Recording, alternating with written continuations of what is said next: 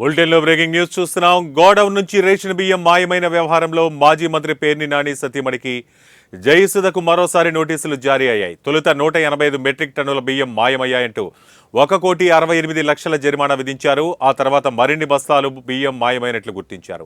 మొత్తం మీద గోడౌన్ నుంచి 378 మెట్రిక్ టన్నుల బియ్యం మాయమైనట్లు తేల్చారు. ఇక రేషన్ బియ్యం మిస్సింగ్ కేసులో విచారణకు రావాలని పోలీసులు నోటీసులు జారీ చేశారు.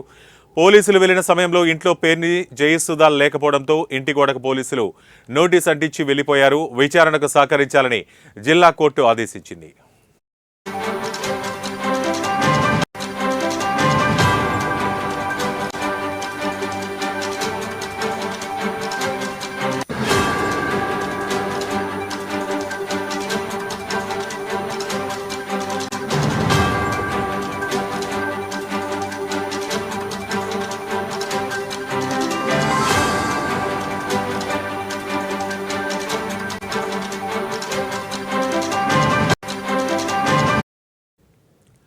బ్రేకింగ్ న్యూస్ చూస్తున్నాం. గోడౌన్ నుంచి రేషన్ బియ్యం మాయమైన వ్యవహారంలో మాజీ మంత్రి పేర్ని నాని సతీమణికి మరోసారి నోటీసులు జారీ అయ్యాయి. తొలుత 185 మెట్రిక్ టన్నుల బియ్యం మాయమయ్యాయంటూ 1,68,00,000 జరిమానా విధించారు. ఆ తర్వాత మరిన్ని బస్తాల బియ్యం మాయమైనట్లు గుర్తించారు.